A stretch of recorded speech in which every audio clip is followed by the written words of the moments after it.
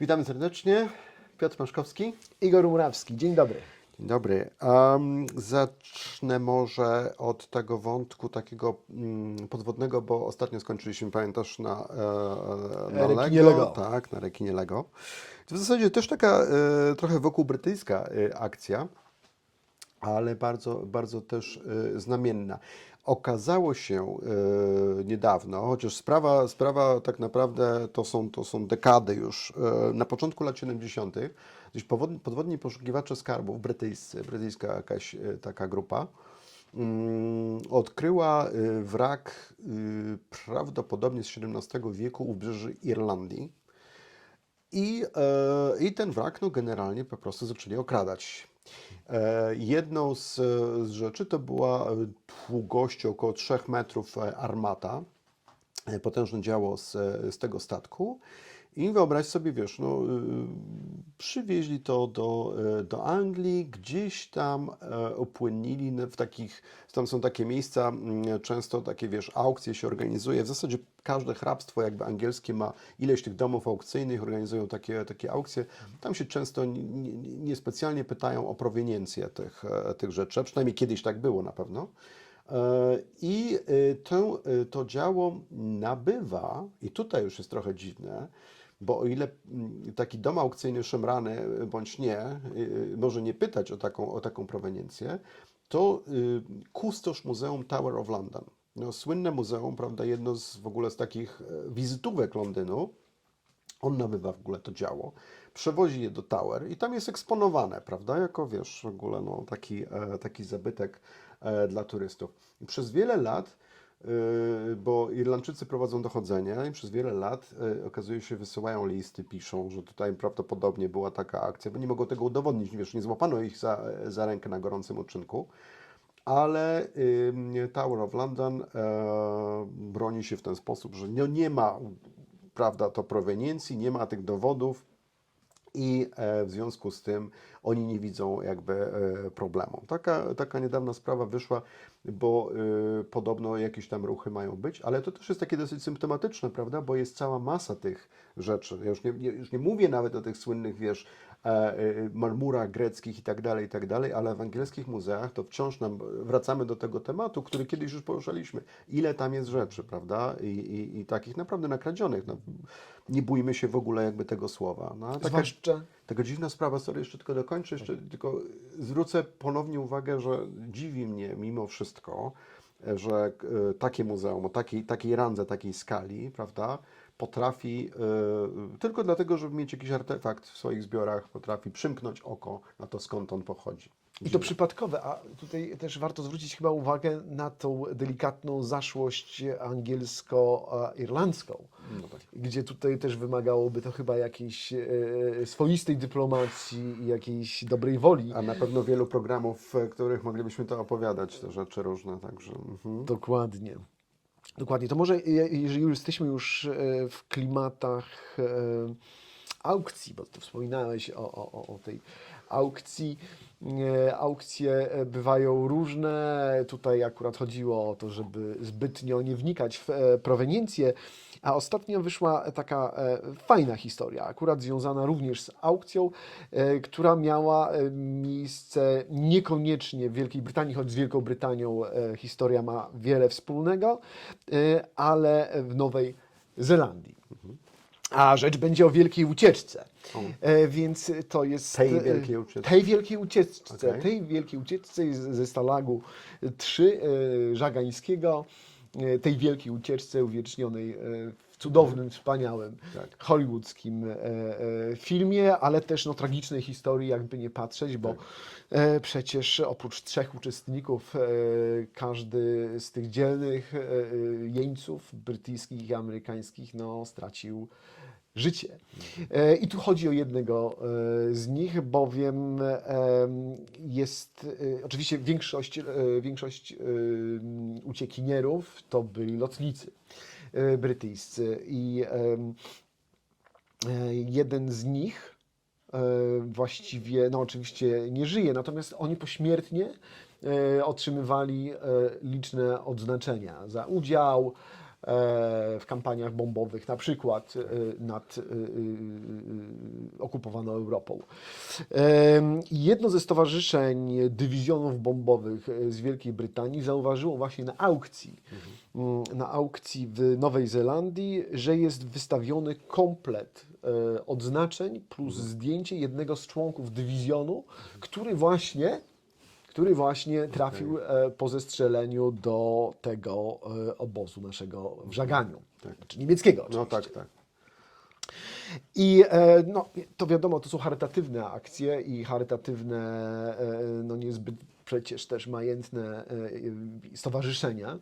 Natomiast to stowarzyszenie zwróciło się do wystawiającego w Nowej Zelandii ten komplet odznaczeń o to, żeby no, trochę spuścił sceny i przekazał w jakiś taki bardziej humanitarny, że tak powiem, czy taki bardziej, wiesz, no, obniżył cenę innymi słowy. I on się zgodził rzeczywiście. I ten wspaniały zbiór rzeczywiście odznaczeń i też innych pamiątek po tymże lotniku z historią żagańską rzeczywiście w tle trafił do stowarzyszenia. Super. A stowarzyszenie uhonorowało go jakby członkostwem honorowym w tymże stowarzyszeniu i to pokazuje też, że czasami na takich aukcjach, które no, mają często, no może najczęściej właśnie komercyjny wymiar, udaje się znaleźć te dusze takie, które rozumieją jakby znaczenie dziedzictwa, pamięci i ludzi, którzy chcą działać na rzecz historii. Nie, no z całą pewnością są tacy ludzie, chociaż wiesz, no, nie będę generalizował, ale będę generalizował. Większość pewnie takich aukcjonariuszy to jednak może inaczej by się zachowali, gdyby chodziło o coś bardzo, bardzo cennego. Nie chcę tutaj, wiesz, jakby ale być może, wiesz, no, nie odejmując temu Ale taki akurat. przykład się zdarzył, więc I bardzo dobrze, warto o nim tak, mówić, tak. że czasami właśnie nie chodzi o tą komercję. To super. No ja niestety jakby trzymał się będę tego rabunkowego klimatu i jakby tych wszystkich rzeczy. Zły i dobry porucznik. Zły i dobry porucznik trochę, ale to jest, chcę powiedzieć o Tombaroli. Tombaroli to jest właściwie zjawisko kulturowe, śmiało można powiedzieć, we Włoszech. Od wielu dekad. Ja myślę, że to jest w zasadzie jeden z takich dekad. To dlatego, że wiemy o tym jakby w przestrzeni medialnej, natomiast zjawisko Tombaroli to jest zjawisko tak stare jak świat. Praktycznie chodzi o Tomb Raiders, czyli po prostu o złodziei grobów. Chociaż oryginalnie i tu chcę zaznaczyć, że to właściwie nie ma w języku polskim, my chyba o tym rozmawialiśmy przy rozmowach o Indianie Jonesie, że Tomb Raiders czy Raiders to do końca nie ma odpowiednika, bo my mamy takie określenie hiena cmentarna, prawda, ale to jest generalnie zwykle ktoś, kto może nawet współczesny grób okraść, to dla niego nie robi, natomiast Tombaroli to są, wiesz, fachowi najczęściej, bo są też bardzo niefachowi, za chwilę o nich właśnie chcę powiedzieć, fachowi złodzieje, którzy po prostu specjalizują się w okradaniu grobowców starożytnych, ale też w zasadzie do wszystkich stanowisk archeologicznych, tam gdzie można coś tam zarobić, coś można ukraść i tak dalej. I to funkcjonuje w każdym rejonie Włoch. Wiemy oczywiście, jak Włochy są bogate historycznie, archeologicznie, ale to jest historia z Neapolu. Wiesz, Neapol to też są różnego rodzaju historie takie mafijne i tak dalej. To jest taka dosyć śmieszna w pewnym sensie historia. No i wyszło to ok w ostatecznym rozrachunku. Szef takiego gangu mieszkał w kamienicy w Neapolu, dysponował piwnicą i to było w centrum, wiesz, Neapolu. I w zasadzie wpadł na pomysł, no, że może warto by było w samym tym mieście, to jest miasto stare, prawda, po prostu w samym tym mieście pokopać. I słuchaj, i faktycznie zrobili całą sieć tuneli, cała grupa ludzi z tej jego piwnicy po prostu zaczęli kopać, głębokość 8 metrów, sieć tuneli profesjonalnie robiona, bo były tam wsporniki betonowe i tak dalej, więc i faktycznie zaczęli znajdować głównie średniowieczne artefakty. No ale wpadli oczywiście karabinieri się dowiedzieli i się ten proceder skończył. W domach tych członków gangu dziesiątki tysięcy różnego artefaktów i to już z różnych okresów historycznych, prawdopodobnie z różnych części kraju. No ale taka właśnie ciekawostka, bo to są właśnie ci Tomb Raiders i swoją drogą chciałbym tutaj serdecznie polecić film Chimera. Nie wiem, czy chyba po polsku też to będzie ten film. Ty też go nie widziałeś? Nie. Bardzo, bardzo dobry film, który to zjawisko tych tombaroli przybliża i pokazuje no, taką drugą stronę. Także zdecydowanie polecam. Fajnie, fajnie, fajnie. Na pewno spróbujemy zobaczyć. No i cóż, ja tutaj bym chciał coś równoznacznego, ale ja nie mam historii już tutaj z paragrafem w tle. Okej. Natomiast mam taką ciekawostkę, która mnie niezwykle zaintrygowało, bo Charles de Gaulle, francuski mąż stanu, absolutnie dziś już postać historyczna, przez jednych uważana za wybitną, przez innych trochę mniej, no niewątpliwie jakby ikona XX wieku jak najbardziej. Tak. Wydawałoby się, że właściwie wiemy już o nim wszystko.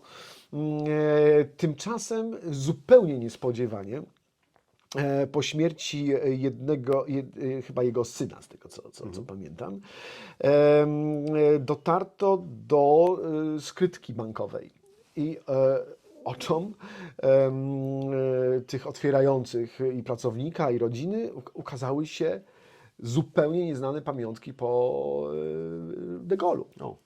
I to nie byle jakie, bo tam na przykład był rękopis jego słynnego przemówienia z 1940 roku, jak wzywał Francuzów do oparcia się niemieckiej inwazji i oporu przeciwko niemieckiemu okupantowi. Tak.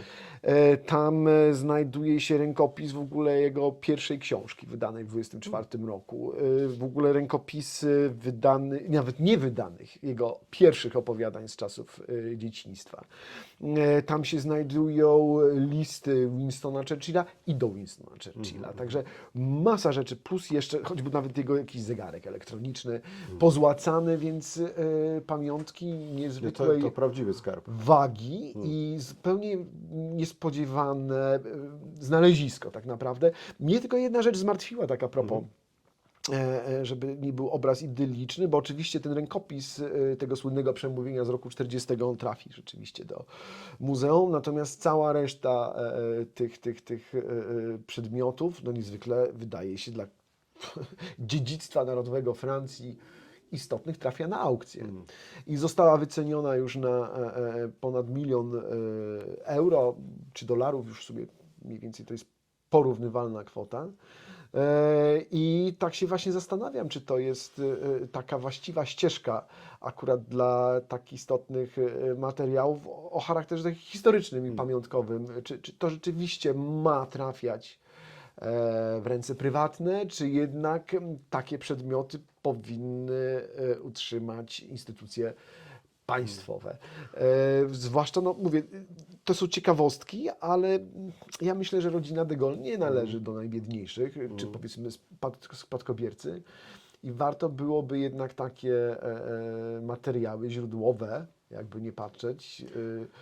Jeszcze taka a propos materiałów źródłowych, tam jeszcze ciekawostka jest. Tam jest jego list do matki pisany w okresie I wojny światowej, który jest pisany z takim swoistym szyfrem. I do dzisiaj nie udało się tego szyfru rozszyfrować i odgadnąć treści jakby pomiędzy tym. I to jest też przestrzeń przecież do tego, żeby no dla badaczy czy biografów de Gaulle'a, no to jest przecież istotna gratka. Szkoda rozpraszać po pierwsze taki zbiór, a po drugie, no szkoda, żeby to poszło w ręce prywatne, ale ja już się powtarzam. Wiesz co, ja nie mam co do tego wątpliwości i ty nie masz co do tego wątpliwości, co się powinno z tym zrobić i co powinno się jakby wydarzyć. I na pewno to jest wielka strata i szkoda, ale nie wiem, czy to nie ma związku, wiesz, to jest stricte taki francuski jednak współczesny Współczesna postać, która budzi kontrowersje. Sam wspomniałeś o tym na Tak. początku. We Francji de Gaulle budzi znacznie większe emocje niż za granicą. I czy to nie jest jeszcze, wiesz, za wcześnie, gdybyśmy mieli może rząd bardziej sprzyjający, wiesz, golistom tak zwanym i tak dalej. Być może ta decyzja ministra kultury byłaby właściwa i te rzeczy można by... Ja tylko spekuluję Tak, tutaj. spekulujemy oczywiście. Natomiast wydaje mi się, że tu może wiesz, być pies pogrzebany, że tak powiem, tak? To są jakieś takie polityczne uwarunkowania we Francji. Bardzo, bardzo szkodliwe, bo tu bezsprzecznie cokolwiek by nie mówić o postaci, to jest postać, która wywarła niezwykle duży wpływ na losy Francji w XX wieku i tutaj te pamiątki należałoby zachować. Sprawa jest dość świeża. Będziemy ją śledzić generalnie Dobrze, i to- mam nadzieję, że. No, to zobaczymy. warto. Zobaczymy. Być może do niej wrócimy jeszcze, bo faktycznie to już jakby jest interesujący dalszy los. To warto. To dla odmiany takiej może, taki archeologiczny news, bo tutaj archeolodzy w Danii prowadzący wykopaliska, to jest miejscowość Hendenstedt, odkryli potężne zrzutowisko broni z epoki żelaza. To jest okres wędrówek ludów, V wiek naszej ery i broń generalnie germańska. Więc tutaj znowu wracamy jakby do tego tematu, ale wyobraź sobie, że prawie 200 różnych artefaktów, 119 włóczni, lanc, 8 mieczy, 5 noży, wyjątkowo rzadka kolczuga z tego okresu. Zdajesz sobie sprawę, jak rzadkie to są, Tak, prawda? oczywiście. Artefakty.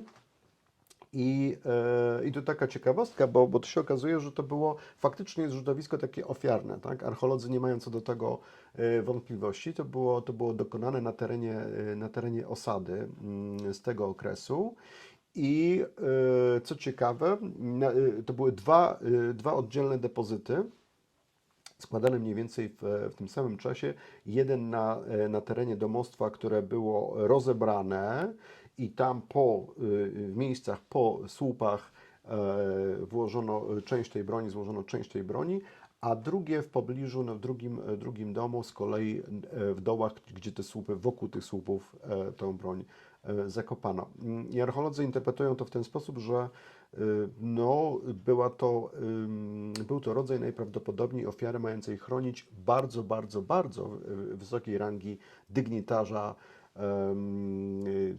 człowieka bardzo wysoko postawionego w hierarchii społecznej, no, ponieważ te artefakty były bardzo drogie, bardzo rzadkie wtedy. Taka kolczuga to w ogóle, wiesz, to wtedy była niezwykle duży symbol statusu społecznego, tak, pokazanie. Więc tutaj jakby ofiarowując kompletną, bo tu jeszcze to trzeba zaznaczyć, że to nie są tak jak w przypadku na przykład w epoce żelaza często Celtowie, Germanowie też niszczyli broń, tak, ofiarnie ją łamano, na przykład miecze i tak dalej. Tutaj nie, tutaj jest cały taki jakby, wiesz, to jest najwyższej jakości materiał. Więc to taka ciekawa sprawa pokazująca, jak wtedy mogły wyglądać, tak, te wszystkie takie obyczaje po prostu z tym związane, więc tak troszeczkę się przenieśliśmy, a utrzymując się w tematach wojskowo-wojennych trochę. Oczywiście, a ja jeszcze przypominam sobie kilka odcinków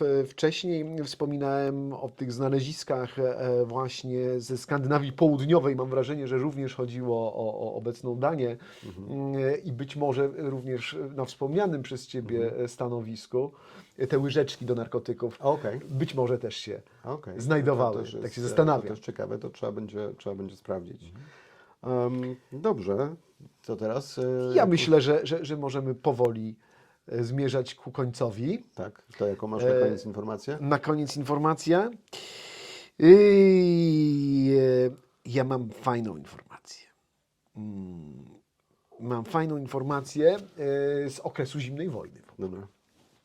Bo cały czas tutaj żyjemy w takich trochę hollywoodzkich wielkich produkcjach o ukrytych, zaginionych na Antarktydzie. Gdzieś, bardzo często Antarktyda się pojawia, gdzieś Grenlandia, motyw baz, do których, nie wiem, w obliczu zagrożenia końca świata gdzieś zmierzają nasi uciekinierzy, przeżywając mnóstwo przygód. I zawsze się zastanawiałem nad rzeczywistym istnieniem takich baz, o których świat nie wie. Może tutaj do końca nie było tak, że nie wie, natomiast zdaje się, że rzecz ma miejsce w kwietniu zeszłego już roku, kiedy jeden z eksperymentalnych samolotów NASA przelatuje nad zachodnią częścią Grenlandii, testując przy okazji bardzo zaawansowany model radaru służący do badania powierzchni, ale również też stopnia topnienia pokrywy lodowej. I ku osłupieniu operatorów, w tym bezkresie bieli, w ogóle nicości, nagle ukazuje się obraz bardzo bardzo konkretnego obiektu. Czego się nie spodziewali. Czego się kompletnie nie spodziewali akurat w tym miejscu. Co prawda to nie był temat ich jakby badań, natomiast zaskoczyła ich lokalizacja tego obiektu. No oczywiście później sprawdzono i tutaj się jakby zasadnicza część historii przed nami otwiera, bowiem w roku 1957 Amerykanie, we współpracy zresztą z rządem duńskim, do którego de facto Grenlandia należy, rozpoczęli budowę bardzo zaawansowanej stacji badawczej. Do jej funkcjonowania nawet wykorzystano jeden z pierwszych w ogóle przenośnych reaktorów jądrowych i faktycznie chciano tam dość duży personel zgromadzić, szeroki zakres badań, ale to było jakby w oficjalnym ujęciu przedstawiane, zresztą w prasie lat 60. o tym dość głośno było, przynajmniej początku lat 60., no bo to rzeczywiście było nowoczesne wyzwanie i ten. Natomiast jakby tło było takie, że tam też zamierzano i rzeczywiście zaczęto drążyć bazę rakietową. Były rzeczywiście takie konstrukcje rakiet balistycznych skierowanych w kierunku Związku Radzieckiego. One nazywały się Iceman. One były specjalnie dostosowane do tego, żeby funkcjonować właśnie w trochę cięższym klimacie i być wystrzeliwane właściwie spod pokrywy lodowej. I taka była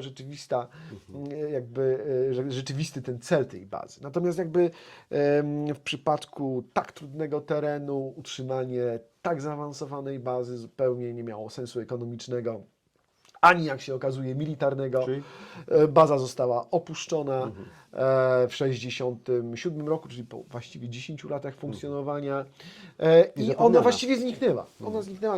To jest teren niezwykle odludny, ciężki, nieprzystosowany do życia i właśnie dopiero po wielu, wielu latach właśnie NASA przez zupełny przypadek odkryła na nowo. Natomiast rzeczywiście sporo organizacji zajmujących się ekologią i zanieczyszczeniami wyrażało już obawy swoje, już na podstawie danych historycznych. Co tam jest? Bo tam na pewno są. Jak stwierdzono, jaka to jest odpady. Teraz głębokość, tak? Rozumiem, To jest dokładnie 32 metry pod powierzchnią lądu. to piękna kapsuła czasu, ale chyba nie szybko zostanie. Nie. Znaczy tam, jeżeli coś zacznie się dziać, to właściwie tylko i wyłącznie ta utylizacja tych odpadów raz jądrowych z tego przenośnego reaktora, a dwa, tam jeszcze prawdopodobnie znajdują się olbrzymie ilości ropy, mazutu, których już się nie opłacało podczas ewakuacji wywozić. Ale jest rzeczywiście, technologia po raz kolejny pozwoliła może nie tyle odkryć, co odsłonić zapomniany artefakt przeszłości, tym razem z okresu piękna tajemnica arktyczna i przypomina mi się o tym pojeździe. Będziemy musieli o tym też kiedyś tą historię przedstawić. Prawda? I opowiemy, bo chcemy jej szukać. Dokładnie. Dziękujemy. Do zobaczenia. Dzięki wielkie.